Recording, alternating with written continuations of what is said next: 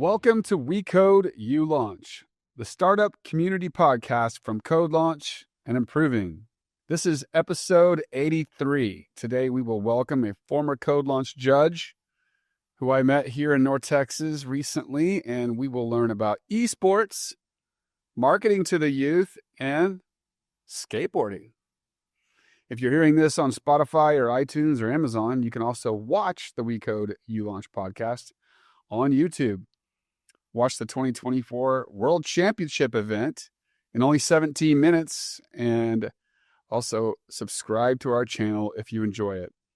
We'll get right to our special guest today in just 1 minute, but first, I am the founder and the president of CodeLaunch, Jason W. Taylor, and you are listening to We Code, You Launch, a podcast for tech startups and the community of founders, technologists, and investors that support CodeLaunch, the world's only free accelerator where elite professional coders compete to launch tech startups.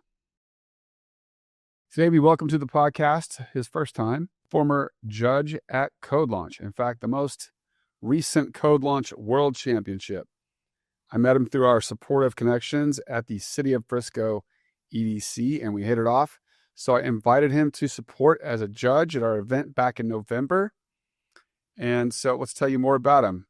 John Davidson, TEDx speaker and on esports and youth marketing, is formerly the head of partnerships at GameStop, led global esports business development for PRG, the world's leading event technology company.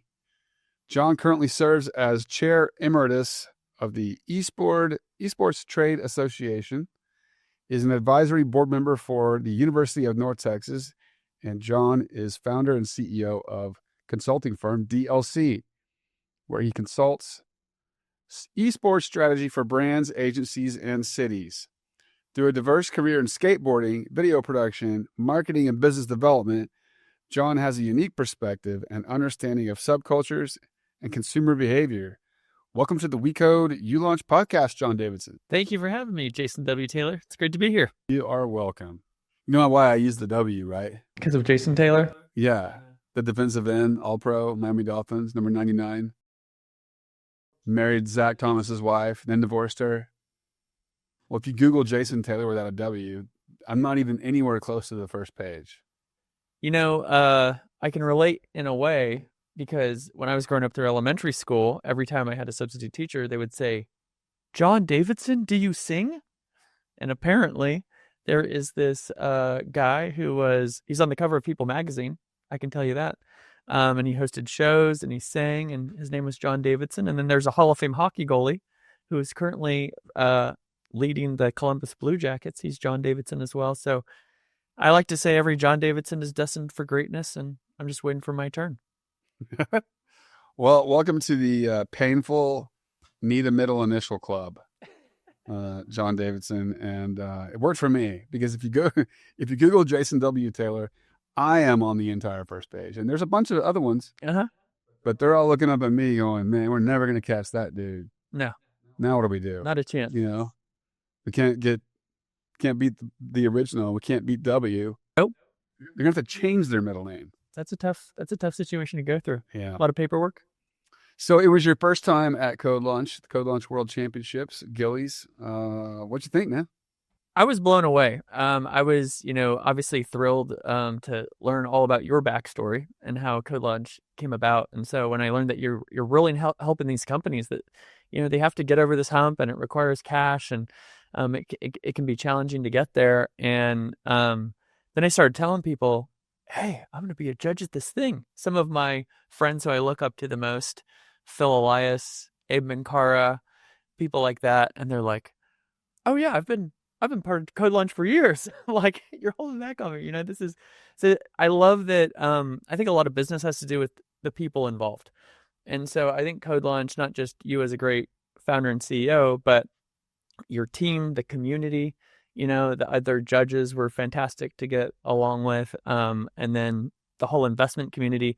And I just love startup culture. It's a really unique type of a person who has a perspective of there's a better way to do things and I'm the one to do it. Mm-hmm. And then you get some consistent personalities too that are a lot of fun. Every company name is spelled wrong because all the right names are taken. Right. It always cracks me up. Like, what's the name or what's the spelling you came up with? I kind of went through that starting my company as well. But I thought it was tremendously well done. The live event was cool. I love how you guys do. I want to say you created Instagrammable experiences, meaning like when you launch the people who won and the big things went off, and that made me want to share those moments and those pictures more because it made me look cool. I'm like, I'm on this stage. Look at these like big old smoke machines going CO2 off and confetti. CO2 towers is what those were. All right, I'll write that down for my next. But they were incorrectly aligned with the confetti, which you don't know. No, I don't. No one probably knows. We get some backstory. What was supposed to happen was the CO2 tower was supposed to literally let the confetti go down a little bit and then make it go all over. Like it would go to much wider distribution. We were totally aiming to get it all over the crowd, like all over people. So they were like, oh my Lord, I'm covered in sparkly confetti. So I'll try again. I can respect that. But I also thought the quality of the startups were great.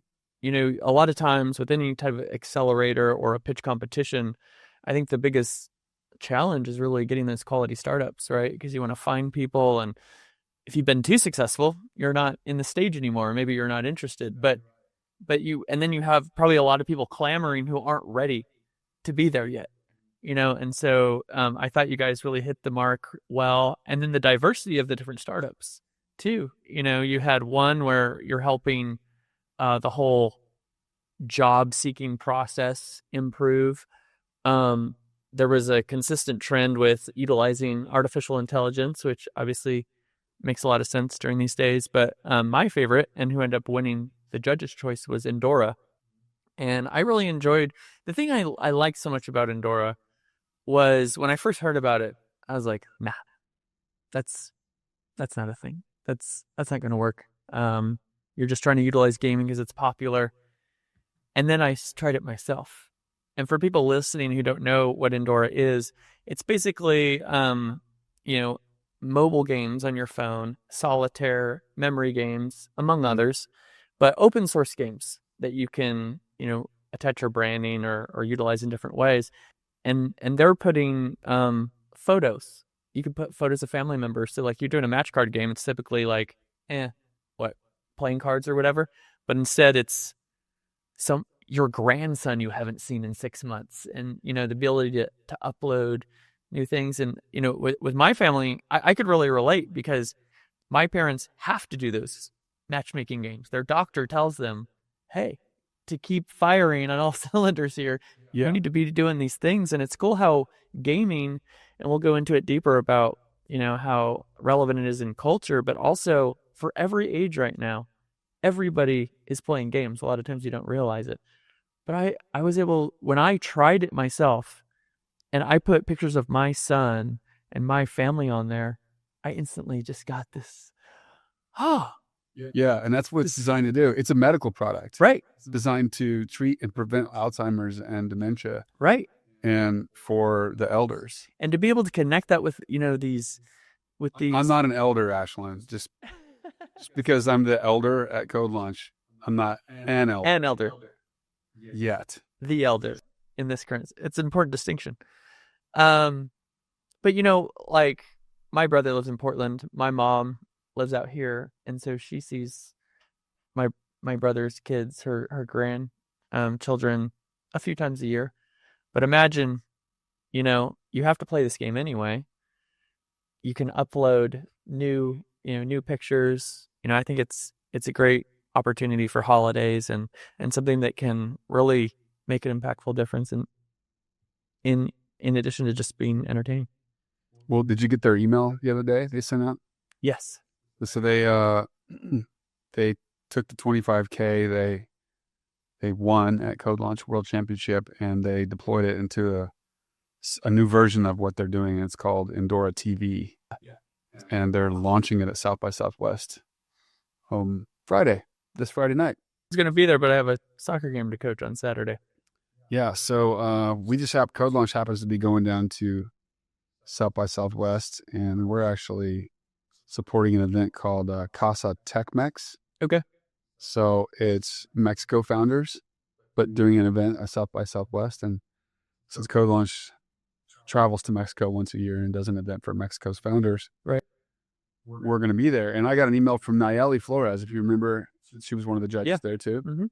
So she's also going to be a judge at Casa Tech-Mex on Sunday. So I'm hoping to check out Indoor TV at South by Southwest week coming up, and also support Casa Tech-Mex. And so I'm glad that you seem to enjoy it and understand the purpose of it is to solve that problem that every digital product engineer developer has, which is that you have to have really, really good, expensive people to build a world-class product that is going to put it in someone's hands and they immediately have a positive experience, and then they get what it's useful for. The value is there and they want to use it again. That's what's required to disrupt the way things are done now and replace it with something new. Right. And so trying to find the best startups who are positioned to do that, if we give them elite professional software development, even though it might be limited to a small team for 2 days, we can really move the needle down the product development timeline at CodeLaunch. And that's what we do. And then we take those teams after we've given them that, and they compete live in an audience for all the community to come enjoy. We produce a entertaining show we call Venturetainment, and interactive and engaging, and all new wrinkles coming out this year. I'm excited. Got a new MC in Canada and maybe the rest of the year. Raj Nation. So the rap performer. He did great from last year. Yeah. He's actually going to be performing a live set at CodeLaunch Canada and also our MC there. Super cool. So super excited about all that. Back to you, John Davidson. Gaming and esports. So I'm a gamer. I'm actually playing Avowed right now. Cool. How's that going? I played Diablo 4 for 1 full year and 9 months. And then something tragic happened. And then people listening to this to help me with this. I could not beat Lilith. Uh-huh. And especially her little blue glowing balls that chase you around her little map. Yeah. Are you familiar? A little bit. Yeah. Okay. Now, my character was so incredibly powerful at fighting everybody. Yeah. Just laying waste to anything I wanted to. But then when it came to Lilith, instantaneous one-hit death. And it was so frustrating. I literally just quit and I picked up Avowed, and it is awesome. That's great. So, bye Diablo 4. I'm going to play Avowed until Fallout 78 comes out. Okay. So, tell us about the relationship between brands, gamers, and esports and cities and how they thrive together. Yeah, I think there's a new model for how brands and esports can be successful together. And this comes through my travels throughout the country. 2 cities that I really respect and look up to are Raleigh, North Carolina, and San Antonio, Texas. And I'm very closely tied with the city of Frisco, and beginning to work with the Frisco EDC on some exciting things. But if you go back to looking at esports and brands, just that relationship, about 7 or 8 years ago, esports had its moment, its big pop. And the reason for it was brands and agencies who support them recognize that young people are no longer participating in traditional sports, watching traditional sports in the way of past generations did, and they're not watching or consuming in traditional media or television, things like that. And this is, what's everybody doing? They're all playing video games. Okay, well, it's very difficult to integrate into a video game for a number of reasons. One is the community is very skeptical. And so it's not a traditional sports, put your logo next to the basketball rim and we're like, State Farm, cool. You know, it's more of a, why are you here? And what do you want from me? And so if you and why are you ruining my theatrical creative art setting exactly that the game is built in, unless it's built in modern contemporary times like Miami Vice? 100%. So if you are required to add value to community, to integrate authentically into the game or into the experience, but let's say you're playing Red Dead Redemption 2, which is one of the top games a number of years ago, unless you're the Ariat Boot Company, what's your play? Mm-hmm. And then and then maybe you could be part of the release of the game, but then there's DLC drops, and now people are doing seasons more than, a game every year. But how do you do this? So these brands and agencies, they started seeing these headlines, particularly from Europe and Asia, and there's this massive event in Poland, and 100,000 kids showed up over a weekend. There's more viewership on this online tournament than the Super Bowl. We're like, we found the silver bullet to reach youth. Let's invest all our money.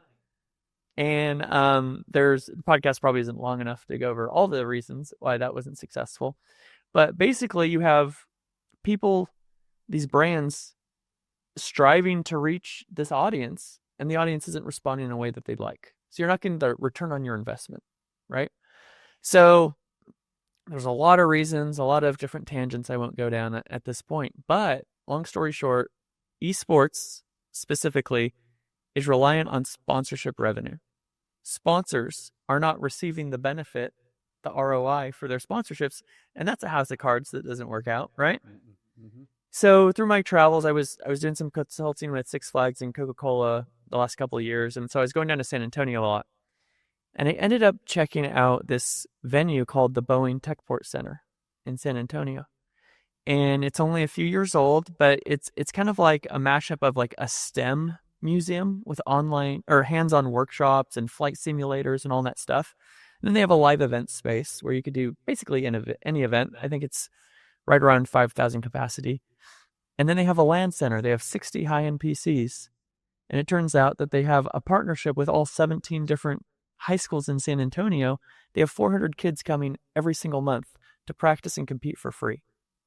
And then they also have a finals event where students are working alongside business professionals, whether that be the marketing, the partnerships, the live event production, the broadcasting, to gain hands-on experience to create an event around their greatest passion. And then they have all these partnerships with about 90 different companies in the local community to develop a workforce pipeline. And so what opened my eyes, I was like, you know what? Esports, and we go to broader gaming, non-competitive gaming. Esports is specifically competitive, mostly with teams, but there's fighting games in there that are 1v1. But gaming is much broader as well. But to support this community and bring revenue in, I thought, what if there's another KPI that could be satisfied other than sponsorship? And it turns out that every company that wants to build a technically innovative workforce needs gamers, right? And so why not engage gamers developing skills for your workforce? So you're engaging kids in that way. You're accomplishing more of an HR recruitment pipeline KPI that justifies spend. But also you got to believe if you're doing these workshops with little Johnny and you're helping him lean into the positive aspects of gaming when mom and dad don't know what's going on that screen and if it's good or bad, and now all of a sudden he's having internship and career opportunities, you better believe that mom's picking those potato chips up at the store rather than the competitor who's not doing that, right? And so with the city of Frisco specifically, we have a really exciting opportunity that we are in the early stages of. We had a meeting about 3 weeks ago with, I want to say, 20 different stakeholders of the city sitting down and sharing a vision that I had the opportunity to create alongside the EDC and Visit Frisco. And there's a beautiful ecosystem beginning to form that supports the city's KPIs, which is attract companies, support local companies, support the citizens, giving students new opportunities, right? And then building all of that together. And there's so much happening in this city that there's a lot of special opportunities. And so I think viewing esports as skill development and workforce career building opportunities with a touch of the sponsorship and traditional engagement that we've seen, I think there's a big win there and a lot of opportunity. Improving is a software development and consulting services firm founded in 2006. With locations across the United States, Canada, and Mexico. Improving is deeply committed to establishing trust with clients, partners, communities, and more. Improving offers modern digital consulting services like software development and engineering, IT consulting services, and agile training and certifications. Whether you need software solutions, technology consulting, or training, Improving is dedicated to supporting your business every step of the way. Feel free to explore our offerings at improving.com. Most importantly, since 2019, Improving has been our partner here at CodeLaunch and is helping us scale our traveling event and community across North America. That's really interesting. So what was the name of that place in San Antonio? The Tech Port? Called the Boeing Techport Center. And it can fit 5,000 people? I believe so. I'll have Does to it have like a stage production like we would need at CodeLaunch? It certainly does. And I've got their email address. CodeLaunch World Championship, San Antonio, 2020. I love it. Let's go to Disney World while we're at it. We'll stop by E6 at Six Flags, Fiesta, Texas. You know? We can make a week of it. Well, we already do make a week of it. We could remember the Alamo. We'll make 2 weeks of it. We'll make a party after. Instead of coming home, we'll remember the Alamo and we'll go to Six Flags. Is that Shamu thing still running down there? Or that thing? I don't know. I haven't really caught up with Shamu lately. I know I got a lot of bad PR. I kind of like fell out of favor with the mom. I mostly just hung out at Six Flags when I was down there working on a few events. Well, okay, yeah. Let's let them know. CodeLaunch World Championship is open for business. You heard it here first. Absolutely. And for that matter, it certainly is in Frisco too. We just need to find a venue that is in the city of Frisco that is like a big show venue. It's about 1,100 people. 1,100? Okay.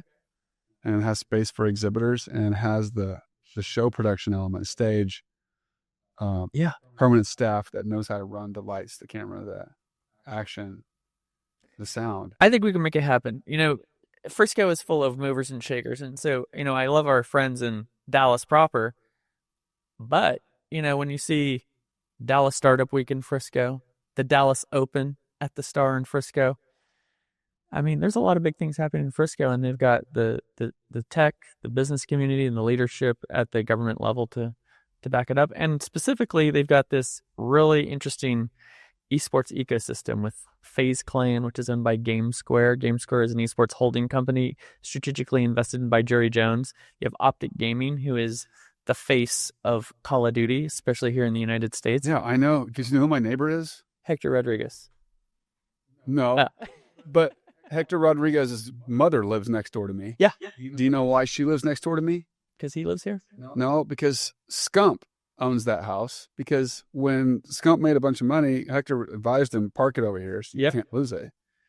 And I need my mother. I'm surmising this part of it. Sure. But I'm pretty sure he was like, I'll put my mother in that house and she'll rent it from you. And this will just cash flow you. And park your money safe and it'll grow. And I think that's exactly what Scump did. And he's running around having fun. Or maybe I think he now owns a house on the other side of the neighborhood. I've never met him. Possibly. So we need to bring Scump to one of our CodeLaunch events this summer. I agree. And for those who do not know, Scump, also known as Seth Abner, he is known as the greatest Call of Duty player of all time. Yes. And has been the captain of Optic Gaming since retired. But they are so incredibly effective with their content. And Hector just has his finger on the pulse of what the community wants and continues to deliver.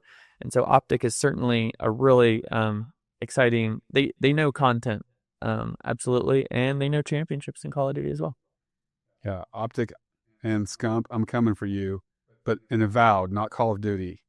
Oh, watch out. And also not Diablo, because you can probably beat Lilith. Not unlike me. Find out. Then you get some tips. Maybe I could team up and join a clan, and then Scump could help me beat Lilith. And we could stream it. You know how popular that would be? Let's find out. To watch Scump plus Elder defeat Lilith? Okay, I'm not really an elder. Just saying that. That's the way I'll market it. Not an elder. Okay, so I know you're a skateboarder. Yes, still a skateboarder. Have you gotten injured in the last 6 months from skateboarding? It's a great question. With skateboarding, it's not really if, but when. I mean, you're falling on concrete for fun, but at somebody told me that one time. Like, I met this dude, and he had all these tattoos, and he looked like really tough and everything. And we're doing like these video shoots and stuff. And this is years ago, and he said, "Man, I'd never want to fight a skateboarder. You guys fall on concrete for fun." I was like, that sounds pretty tough. I'm not a big fighter myself, but I can take a slam. I don't really fall that hard these days. I know what I'm doing, and fortunately consistency is really my strength. So I can land typically a lot of tricks in a few tries. In fact, for my 40th birthday 2 years ago, we're coming up on 42 in April, I did a video, 40 tricks for 40 years. So it's kind of a fun video. You're good. You're good at skateboarding. Yeah, I got sponsored when I was 14. You're elite. Some might say, Yeah. I'm hanging on, He's like me at Diablo 4. 100%.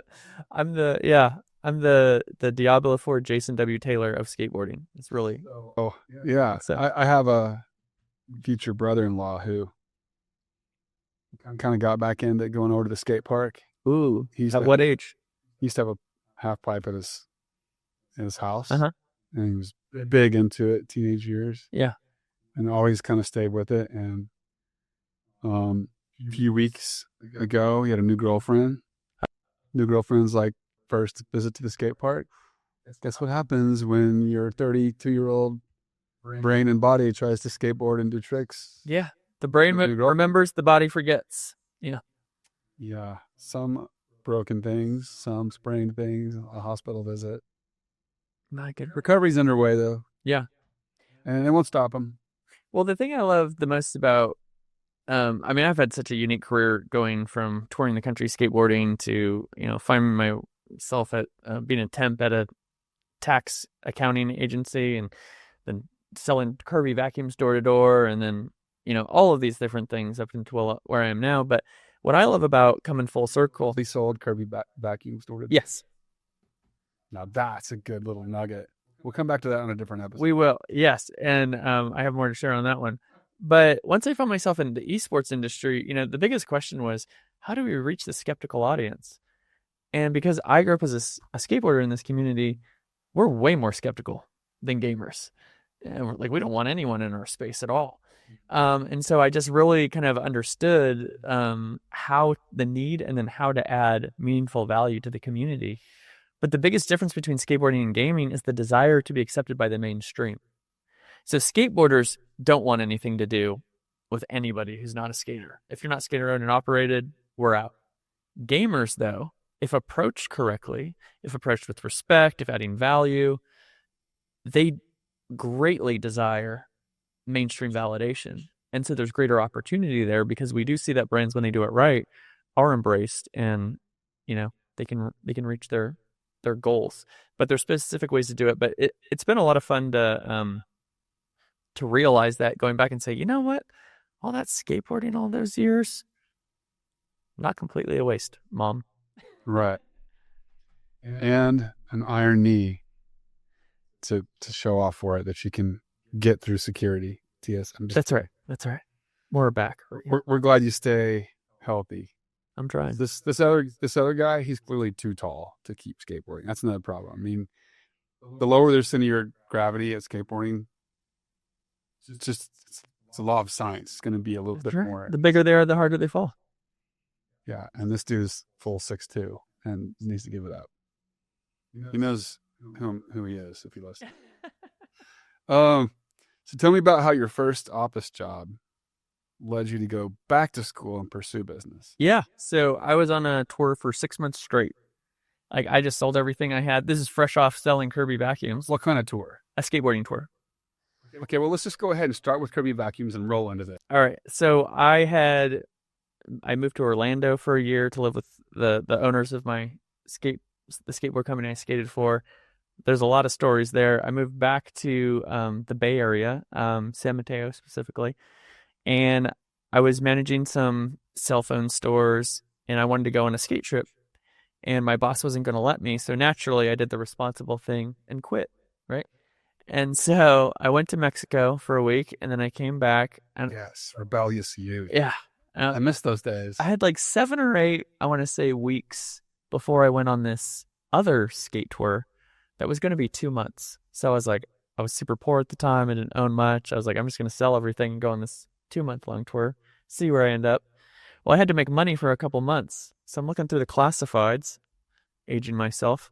That is where you would find this job. Exactly. And because you know what I was thinking? Because I want to be respectful of the people hiring me. And, I mean, it's like you put all this time and effort into hiring someone. Was it classified in the back of a comic book? No, it was, we're talking Actual newspaper. Yeah, probably Redwood City, whatever Redwood City's town newspaper is. And I was like, what's a job where they don't care when you quit? Kirby. However, one little known fact as well is that, at least at the time, Kirby made more millionaires than any other company in America. This was a big business for many years. Yeah. Starting in the 50s. And you have a superior machine. So there's this whole thing. I could sell you one right now. But anybody got a Kirby? Yeah, next time I'll bring it. No. But you have a superior machine. So you're doing these demos, and it's like a whole show. And the greatest thing, it's a tough job, but the greatest thing is like, when you're vacuuming their living room or whatever, you have these little white pods. So instead of the bag where all the dirt goes in, the machine you're using for the demos, it's got a little circle, and you have the same like HEPA filtered white pads, but then you go vroom, and it turns black from the dirt, right? Then you put it on the edge of the room, and then you do another one, vroom. Well, by the time, Mrs. Davidson comes in to see how long you'll still be there, you got a whole outline of dirt around your room. You're like, oh my gosh, what's going on? Like, ma'am, do you mind if I show you something?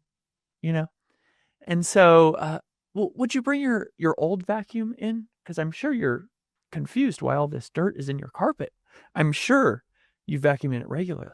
Oh, of course I do. When you bring your vacuum in, could you grab some salt and some baking soda? Sure. Everybody has salt and baking soda, right? You start dumping this into their carpet. Just rubbing in. The salt signifies, the rocks. They come in with the sand. There's up to 12 cutting edges that are cutting your carpet apart and reducing the life of your carpet. Then the baking soda, you're just pouring this into the carpet. You're way too good. This is the dust, And then you get a black pod, okay? And then before you go there, you get their old vacuum. Plug it in, and you start vacuuming over the spot where you rubbed all that stuff into their carpet. How many times would you like me to go over it? 50 times? 100 times? One time I did it 100 times. They're like, keep going. I said, okay, great. Now you put the black pod in there. All this stuff comes up because they have, not to get too nerdy with it, but the 16 different patents on the machine. You're creating a suction, which creates airflow, and so you're getting the dirt from under the carpet. And then, but this thing costs $1,900, and you can only buy them. That's like for 20% commissions to guys like you. That's right. And then a lot of people don't like to have some stranger knock on their door and try to sell a $2,000 vacuum. Yeah. So as time went on, that became the bigger problem. But what I will say, and this is so, I want to see this reenacted. Just watch Napoleon Dynamite. Perfect. Uncle Rico. When they back up over the bowl, gets this job and actually does the exact sales pitch in a woman's home. That's right. So, not that an elder would know a movie that old. Yeah, but I do. Is that movie old now? I wouldn't say so. Not yet. It was like 2002 or 3. I think that's pretty. That's about the right ballpark for Napoleon Dynamite. 2002 or 3. Yes. Or was it late 90s? No, I want to say early 2000s. I think it was early 2000s. Yeah. But so So how'd that lead into like going back to school and pursuing business? Yeah. So I then left. I sold everything I had. I went on the skateboarding tour. They said, John, we got more dates and more funding. You're going to be on tour for 6 months. I said, great. I have nowhere to be. No plans. And so I ended up actually breaking my ankle at the end of that tour. And met someone in Washington, D.C., so I moved out there, and I had just come off the most surreal 6 months ever. Like, we're going to bed at 4 a.m. after skateboarding all night long. Then you hop in a van and you drive anywhere from 6 to, one time we did a 32-hour drive to a next demo, and then they're celebrating you and you're signing autographs, and like, you're not in real life. So to live that life for 6 months, you're almost unemployable by the end. It's like you're living outside of the norms of reality. You don't know what day it is. You don't care. You don't have to go to work. It's you become a van life kid at that point. Exactly. And so I had some crappy jobs, Kirby vacuums as well. I did some telemarketing for Westgate. That sounds worse than Kirby vacuums. At least you're outside when you're getting some fresh air when you're knocking doors for Kirby. But the telemarketing, we made 200 calls a day, and if you're doing a good job, you made 2 sales. Smiling and dialing, and you're on an automatic dialer. And so by the time they pick up on your side, they've said hello twice. They're already mad. Jason, congratulations. So I'd had these jobs. Now robots do that job. Fortunately. Yeah. And so I did all these jobs, and I'm like, I don't know what I want to do. I don't know what I can do. And she said, you should go to a temp agency. And I was like, what's a temp agency? Never heard of one. I grew up, where all the fruit in the world is grown in Central California. And so she said, oh, temporary employment? Like, office jobs aren't bad. I'd seen Office Space, though. I was like, not trying to do, like, someone has a case of the Mondays, I'm not trying to do the TPS reports, She's like, John, actually, you make pretty good money. Like, it's Monday through Friday, weekends off. I was like, Monday through Friday, weekends off? What is this paradise you speak of, And so I just looked up temp agencies in Tyson's Corner, Virginia. I went in and I did my tests, and I could type fast, and I knew how to use a computer. So I'd signed my paperwork, and they said, John, we'll call you in 3 to 5 days for a job. I said, okay. Kind of bummed. I was like, oh, I thought I'd have a job tomorrow, because I was naive. But I hand my paperwork, and I'm opening this glass door, walking out. This lady runs after me, grabs me on the shoulder, says, John, do you want a job starting tomorrow? And I was like, yes. Is this one of those pain jobs I've heard so much about? Because that's my one requirement. And she said, it's called Beers and Cutler. And I thought, alcohol and knives. Perfect. And then... It's my first thought, too. Yeah, nope. Turns out it was Jim Beers and John Cutler founded this tax firm. And they said, just show up, do what you're told. And I was, bottom of the barrel. So in tax season, these tax firms focus just on getting all these tax returns pumped out. So office services needs grunts like myself to clean out meeting rooms and replace inventory in the bathrooms and the kitchens and stuff, and refill printers with paper. And so I just did all that and worked the best of my ability. And they were moving to another office.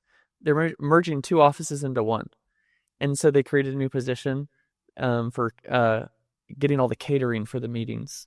They had 5 to 7 catered meetings a day. And they went from 2 conference rooms to 16 conference rooms, and then 6 kitchens as well. And so anyway, they ended up hiring me on full time. It turned out to be one of the top 50 best places to work in Washington, D.C., one of the top 25 best managed firms in the United States, and the fastest growing independent tax firm in the nation.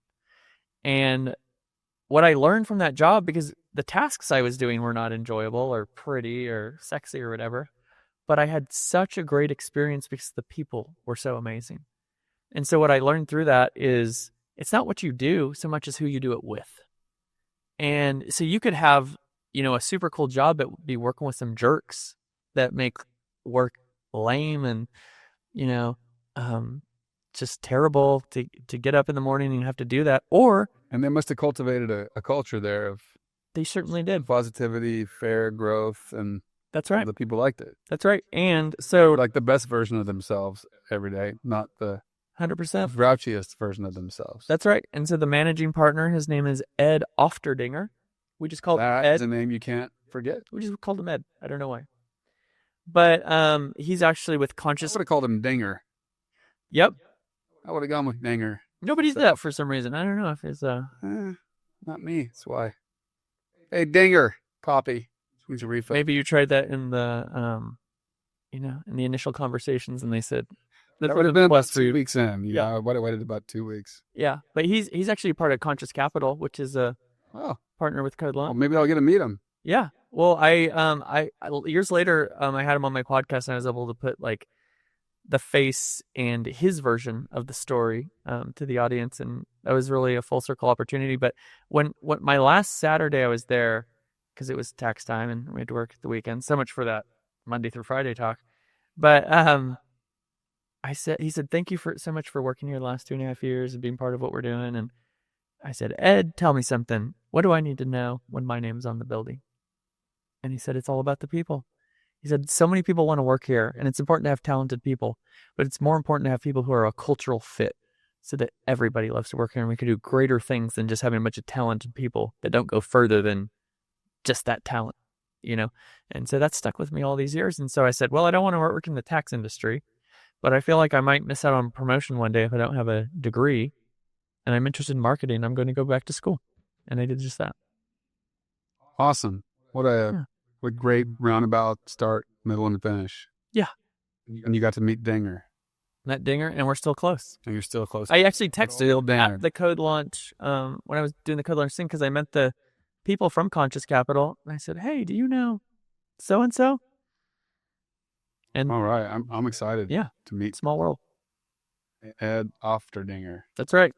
The Washington, D.C. CodeLaunch. He'll be there. Down here. After we do the San Antonio CodeLaunch. Maybe he'll come down and see Shamu with us. If Shamu still exists.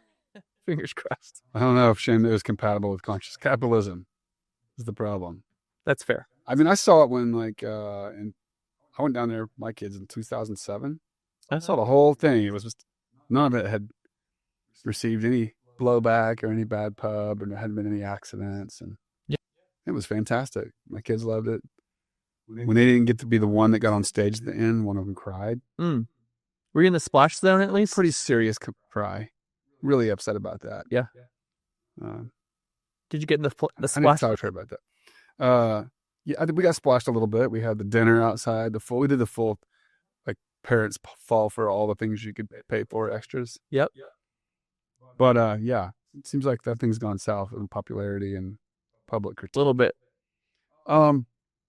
John, we just have a little bit left, so I'm going to skip a couple of questions and just go to what is next and what is new for you and DLC Youth in 2025. What's new? Thanks for asking. Well, I work with, brands, agencies, and cities to help them better understand this ecosystem and how they can effectively integrate. And with my experience of, understanding just the sentiment of the community and knowing personally the different players in it, the teams, the publishers, etc. It's provided some great opportunities. So working with the city of the Frisco EDC, and we're developing some really exciting things that I think have a chance to really actually revolutionize the industry. I think every single city is looking at what do I do with this gaming thing? Every single kid is in my city is a gamer, but I don't know how to operate in this world, and I think as naturally, in the coming years, everybody will have grown up gaming. And so we won't have this cognitive dissonance that we have today, right? But there's still that gap. And I think when corporations understand that gamers are really this untapped resource of a technical, digitally savvy employee who's comfortable with technology. You talk about all your startups utilizing AI and everything. I told my mother and stepfather and real father and stepmother and other people that gaming is so much more productive than watching TV. Yeah. So much more interactive, and that I was learning from it because I was like interactive problem solving. Yeah. Sure, the games were maybe a little less raunchy back then. Sure. But there was still some raunchiness to them and lower fidelity and graphic. And a lot lower fidelity for sure. But I mean, that paid off for me so well. I became a developer because I wanted to build games, man. Right. And when I figured out that I wasn't good enough at geometry and physics to build games, I just like, well, I guess I'll build business products because those don't require any geometry or physics. And what's exciting too is there are a number of so it led me direct to here. Right. 100%. Gaming led you here. Right. Your thesis is 100%. I appreciate that. Well, and there's so many opportunities to work in gaming and esports, but there's also so many opportunities to work in almost every single other industry as we become more technical, and you need these kids who are just have a natural relationship with technology. You know, when we're dealing with stuff that's new to us or intimidating, we tend to shy away from it, right? And companies in the future are not going to be able to compete if they shy away from technology, AI being one of those things. And so when you grow up with people who are just hands-on with technology, and then you're receiving all of these benefits of strategic thinking and perseverance and communication that are very important in team-based esports that directly translate to the boardroom and to the office. I think it's fantastic. So I've been working with, so we're developing some exciting things there. Stay tuned. Also in the city of Frisco, I've been working with GameSquare quite a bit. GameSquare is a esports holding company with a number of different capabilities, but they also own the team FaZe Clan. FaZe Clan is the most recognized esports brand in the world. And GameSquare has a space that Complexity Gaming was in at the Star in Frisco. And so I've been working with them on a localization strategy and some partnerships. And so there's going to be some really exciting things happening there at the Star in Frisco with gaming and esports as well. Okay, so we need to get one of our U.S. competition reveal happy hours there. Okay, done. We do a acceptance reveal. Mm-hmm. So who we're letting in the cohort. Great.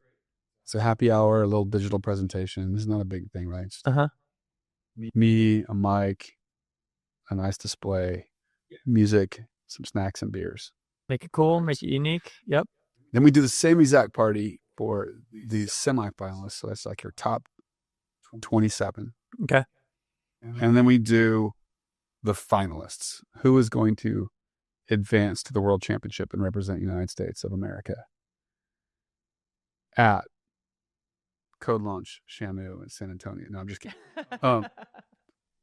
Yeah. So who that's this time? We do 3 events. The orca jumps out of the water at the top when it's announced instead of the confetti, and then it's just digital, and it turns in. It's actually just drones making the shape of orca. That's right. That dissipate. Do you do the straight fin or the floppy fin? Both. It starts off as straight, and then as it gets to the air, and that's when it disappears. So we need to do our happy hour reveal, at least one there. Heck yeah. Yeah. And we can bring Scump, and perfect. I'll kidnap him and take him to my house and force him to beat Lilith. Yeah. And then we need to get that city of Frisco behind CodeLaunch World Championship so that it doesn't go to San Antonio. And let's do it in the Ford Center. We just need like a massive budget offset because we'd have to build. We'd put a gigantic CodeLaunch backdrop. Well, you have to ship Shamu all the way from San Antonio to build a giant pond that's inside the Ford Center. Yeah. But nothing's impossible, and startup ventures, entrepreneurism, and CodeLaunch. Nor is it impossible at dlcyouth.com. Thanks, Ryan. Thank you. Thanks to my CodeLaunch team, CC, Ashlyn, and Eve, everyone at Improving, and our special guest, John Davidson with DLC Youth. If you enjoyed the content of this podcast episode, please subscribe wherever you listen or watch. Founders, hit our website to find out when our next competition event is. Dive into our new page to find out more about our 2025 schedule. Remember, CodeLaunch community, keep your feet on the ground, but keep reaching for the startups.